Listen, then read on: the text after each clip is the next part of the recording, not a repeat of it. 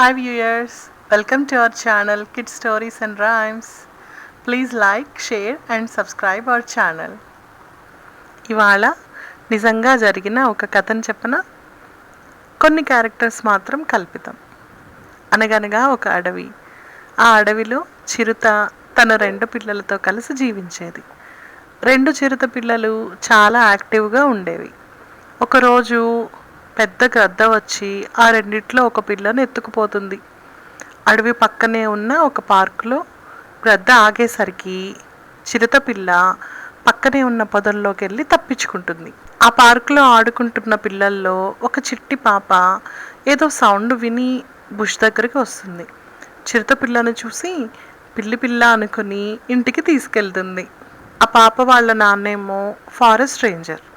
ఆయన ఇంటికి వచ్చి చిరుత పిల్లను చూసి ఆశ్చర్యపోతాడు. ఎంత చెప్పినా వినకుండా ఆ చిట్టి తల్లి మాత్రం చిరుత పిల్లకు పాలు పట్టించి బెడ్ మీద పడుకోబెట్టి చాలా ప్రేమగా చూసుకుంటుంది. నైట్ వాళ్ళ ఇంటి చుట్టూ వింత సౌండ్స్ విని అందరూ బయటకు వచ్చి చూస్తారు. ఏంటది అనేసి. పెద్ద చిరుత ఒకటి తిరుగుతూ ఉంటుంది. వాళ్ళేమో అది పశువుల కోసం వచ్చిందేమో అనుకుంటారు. కానీ తర్వాత రోజు కూడా అలానే చిరుత వచ్చి తిరుగుతూ ఉంటుంది. పశువులనేమీ చేయదు. అప్పుడు చిట్టి తల్లి వాళ్ళ నాన్నకు అర్థమవుతుంది ఆ చిరుత తన పిల్ల కోసం వచ్చింది అని. ఇప్పుడు వాళ్ళ నాన్న చిట్టి తల్లికి నచ్చచెప్పి చిరుత పిల్లను గార్డెన్లో వదిలేసి వచ్చేస్తాడు. చిరుత తన పిల్లను సంతోషంగా తీసుకొని అడవికి తిరిగి తీసుకెళ్తుంది. చిరుత ఫ్యామిలీ ఏమో ఫుల్ హ్యాపీ. కానీ చిట్టి తల్లి ఏడుస్తూ ఉంటుంది. ఎన్ని టాయ్స్ తెచ్చిచ్చినా ఏడు పాపదు.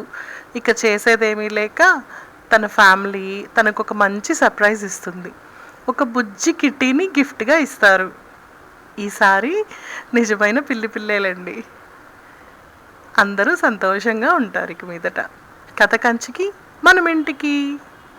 Please like, share and subscribe to Kids Stories and Rhymes.